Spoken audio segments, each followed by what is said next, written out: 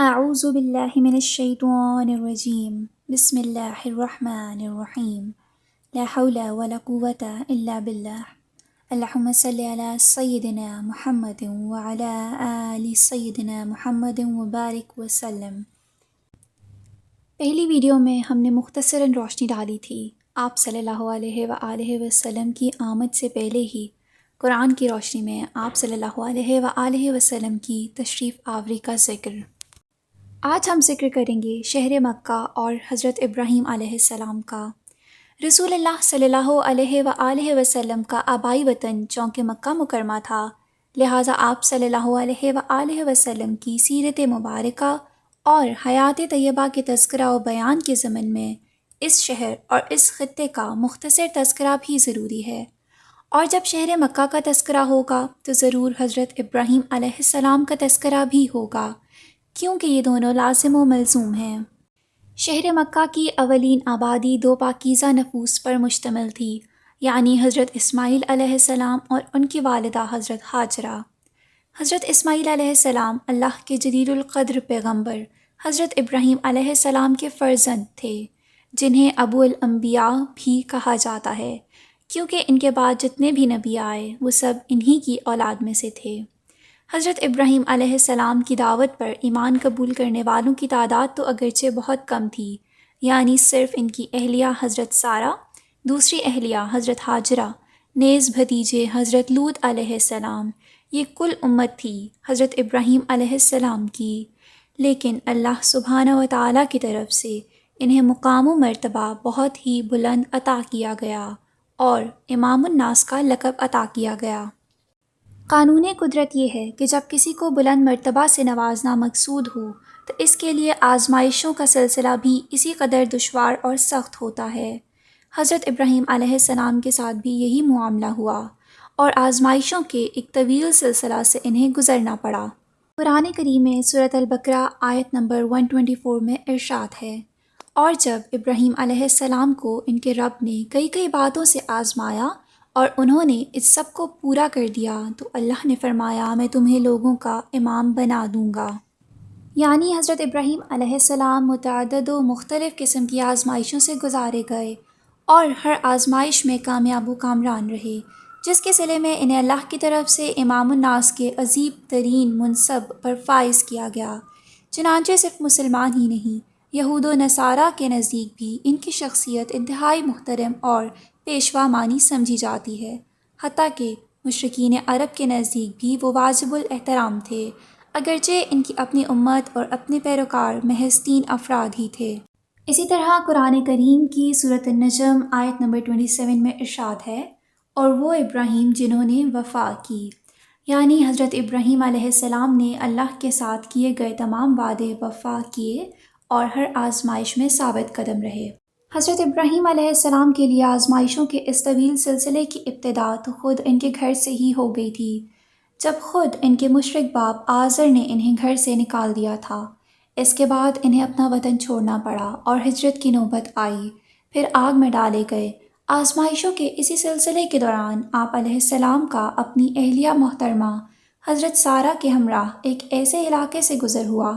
جہاں ایک بد کردار اور ظالم انسان کی حکمرانی تھی۔ اس نے اپنے کارندے چھوڑ رکھے تھے جن کے ذمہ یہ کام تھا کہ اس علاقے سے گزرنے والے مسافروں اور قافلوں پر نظر رکھیں۔ اگر کبھی کسی قافلے میں کوئی خوبصورت عورت نظر آئے تو وہ اسے زبردستی اغوا کر لیں اور اس حکمران کے سامنے پیش کریں تاکہ وہ بدبخت اسے اپنی ہوس کا نشانہ بنا سکے۔ جب ان دونوں حضرات یعنی ابراہیم علیہ السلام اور ان کی اہلیہ محترمہ حضرت سارہ کا گزر اس علاقے سے ہوا تو اس بدبخت حکمران کے کارندوں نے حضرت سارہ کو بالجبر اس حکمران کے پاس پہنچا دیا، جبکہ اس عجیب و غریب اور انتہائی پریشان کن اور نازک ترین صورتحال میں حضرت ابراہیم علیہ السلام نے اس مشکل سے نجات کے لیے اللہ سے فریاد اور دعا و مناجات کا سلسلہ شروع کیا۔ ان برگزیدہ ہستیوں کا یہی مزاج تھا، یہی ان کا مذہب تھا اور یہی ان کا شیوا و شعار تھا کہ ہر مشکل سے نجات کے لیے صرف اللہ کے سامنے دعا و فریاد اور صرف اسی سے استعانت و التجا۔ ادھر اس بدبخت شخص نے حسب معمول بری نیت اور غلط ارادے سے حضرت سارہ کی طرف دست درازی کی، جس پر اس کا ہاتھ مفلوج ہو گیا، جس پر اسے کچھ اندازہ ہوا کہ شاید یہ کوئی بزرگ خاتون ہے، اس لیے ان کی طرف دست درازی کی وجہ سے مجھے یہ سزا ملی ہے۔ لہٰذا اس نے کہا کہ میں وعدہ کرتا ہوں دوبارہ ایسی حرکت نہیں کروں گا، آپ میرے لیے دعا کیجئے کہ میرا ہاتھ ٹھیک ہو جائے۔ حضرت سارہ نے اس کے لیے دعا کی، جس کے نتیجے میں اس کا ہاتھ ٹھیک ہو گیا، مگر فوراً ہی اس نے پھر وہی حرکت کی اور پھر اس کا ہاتھ مفلوج ہو گیا، اور اب دوبارہ اس نے منت و سماجت اور خوشامد شروع کی کہ میرے لیے دعا کیجیے اور یہ کہ اب میں ایسی حرکت ہرگز نہیں کروں گا۔ حضرت سارہ نے پھر دوبارہ دعا کی، جس پر اس کا ہاتھ درست ہو گیا، مگر اب پھر اس نے وہی حرکت کی اور پھر وہی ہوا۔ یوں 3 بار یہی صورتحال پیش آئی، تب اسے یقین ہو گیا کہ یہ تو واقعی کوئی بہت ہی عظیم ترین اور پہنچی ہوئی خاتون ہے، اور اس نے سچی توبہ کی اور خوب منت سماجت کی۔ تب حضرت سارہ کی دعا کے نتیجے میں اس کا ہاتھ درست ہوا، تو اس نے نہ صرف یہ کہ حضرت سارہ کو آزاد کر دیا اور جانے کی اجازت دی، بلکہ ایک کنیز بھی بطور ہدیہ پیش کی اور خدمت کی غرض سے اسے بھی ان کے ہمراہ روانہ کیا۔ اس کنیز کا نام ہاجرہ تھا۔ چونکہ حضرت ابراہیم علیہ السلام اس وقت تک بے اولاد تھے اور کافی عمر رسیدہ بھی ہو چکے تھے، جس کا حضرت سارہ کو بہت رنج تھا، اس لیے حضرت سارہ نے اپنے شوہر نامدار حضرت ابراہیم علیہ السلام سے اصرار کیا کہ مجھ سے تو آپ کو اولاد کی خوشی مل نہیں سکی، لہٰذا میری خواہش یہ ہے کہ میں یہ کنیز آپ کو ہبا کر دوں، یوں شاید اللہ ہمیں اولاد کی نعمت عطا فرمائے اور ہماری زندگی میں بھی خوشی کا جھونکا آ سکے۔ چنانچہ حضرت سارہ نے خود اصرار کر کے وہ کنیز حضرت ابراہیم علیہ السلام کو ہبا کر دی، جس کے نتیجے میں اللہ نے انہیں بیٹا اسماعیل علیہ السلام عطا کیا۔ یوں ہاجرہ اسماعیل بن گئی۔ اللہ کی قدرت ملاحظہ ہو کہ اس کے بعد حضرت سارہ سے بھی بیٹے یعنی اسحاق علیہ السلام کی ولادت ہوئی، لیکن اس سے قبل جب حضرت سارہ بے اولاد تھی اور حضرت ہاجرہ کے ہاں بیٹے کی ولادت ہو چکی تھی۔ یہ ایسی صورتحال تھی جس کی وجہ سے حضرت ابراہیم علیہ السلام خود اپنے گھر میں ہی بڑی آزمائش کا شکار ہو گئے تھے، اور صورتحال اس قدر بگڑی کہ بالآخر حضرت سارہ نے اب یہ اصرار کیا کہ ہاجرہ اور اسماعیل کو ان سے دور کر دیا جائے، جس پر حضرت ابراہیم علیہ السلام نے ان دونوں کو حضرت سارہ سے الگ کہیں دور بسانے کا فیصلہ کیا۔ چنانچہ وہ ان دونوں کو لیے ہوئے اس وقت اپنی جائے اقامت یعنی فلسطین سے روانہ ہوئے، اور پہاڑوں، بیابانوں، میدانوں میں مسلسل سفر کرتے ہوئے آخر ایک ویران و سنسان مقام پر پہنچ گئے۔ حضرت ہاجرہ اپنے شیر خوار بیٹے اسماعیل علیہ السلام کو گود میں لیے ہوئے زمین پر بیٹھ گئیں، جبکہ حضرت ابراہیم علیہ السلام ابھی بیٹھے بھی نہیں تھے کہ کھڑے کھڑے اچانک مڑے اور واپس چل دیے۔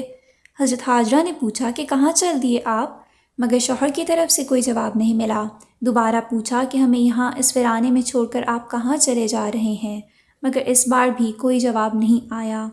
آخر تیسری بار پوچھا کہ آپ کو اللہ نے حکم دیا ہے؟ تب حضرت ابراہیم علیہ السلام رک گئے، پلٹ کر پیچھے دیکھا اور فرمایا ہاں۔ اس پر حضرت ہاجرہ نے کہا تب اللہ ہمیں برباد نہیں ہونے دے گا۔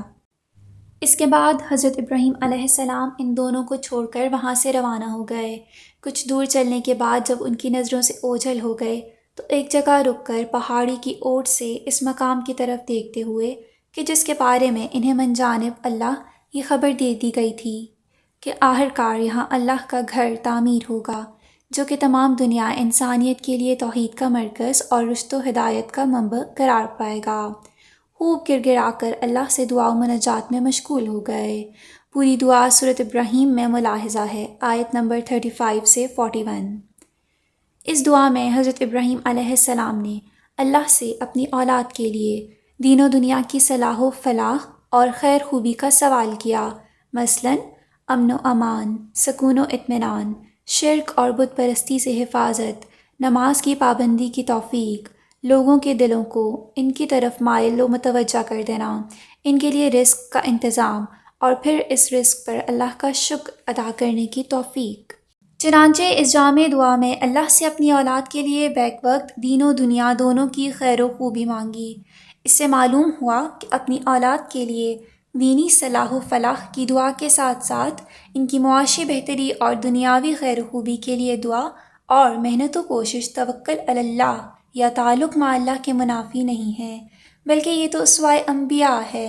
اور یہی پیغمبرانہ استقامت اور حسن انتظام کی مثال ہے کہ ایک پہلو کی رعایت کے وقت کبھی دوسرا پہلو نظر انداز نہیں ہوتا۔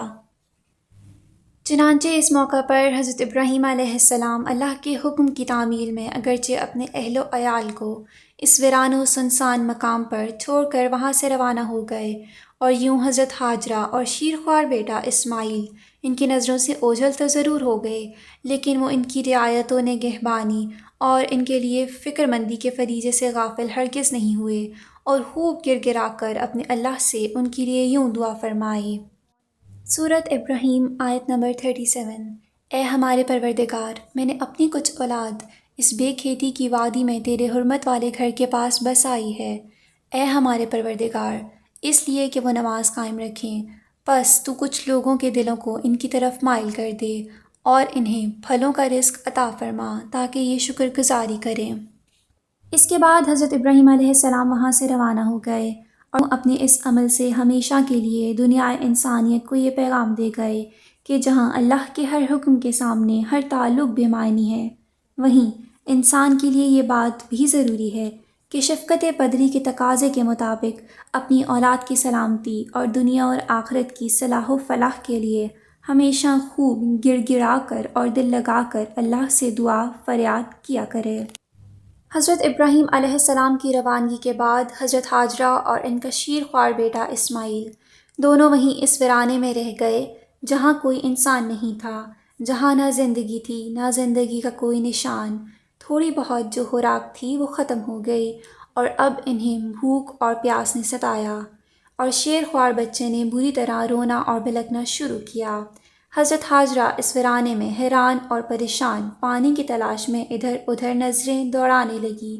قریب ہی ایک ٹیلہ صفا نظر آیا۔ اس خیال سے اس کے اوپر چڑھ گئیں کہ ٹیلے کے اوپر بلندی سے دور دور تک نگاہ جائے گی اور یوں شاید کوئی انسان یا کھانے پینے کا کوئی سامان نظر آ جائے، لیکن وہاں ایسی کوئی چیز نظر نہ آئی۔ سامنے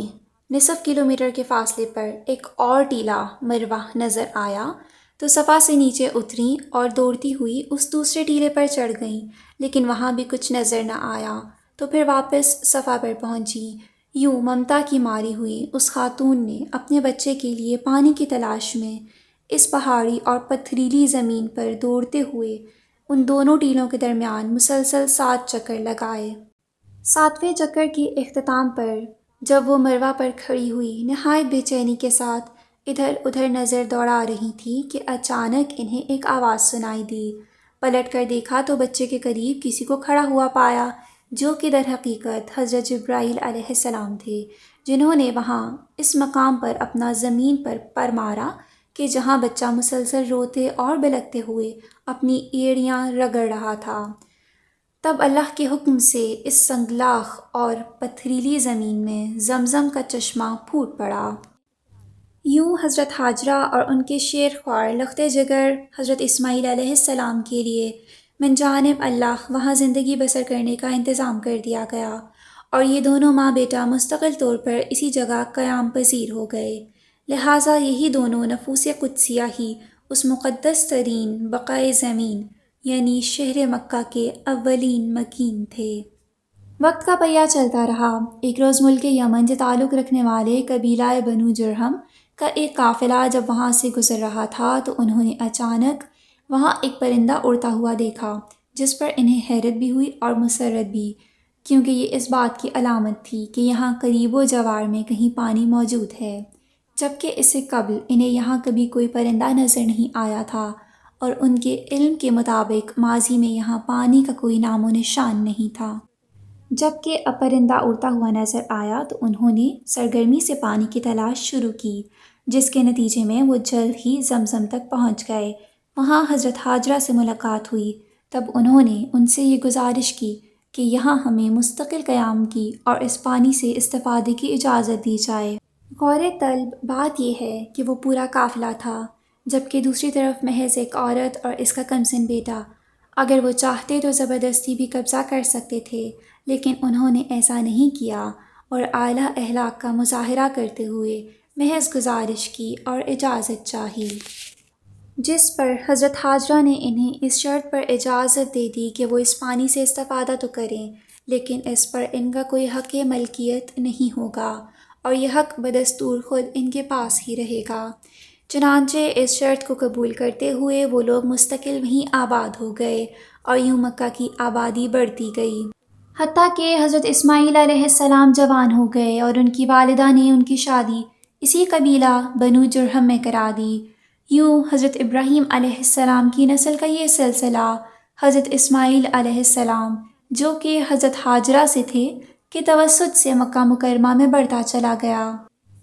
جبکہ دوسری طرف فلسطین میں حضرت ابراہیم علیہ السلام کی نسل حضرت اسحاق علیہ السلام جو حضرت سارہ سے تھے کے توسط سے مسلسل بڑھتی چلی گئی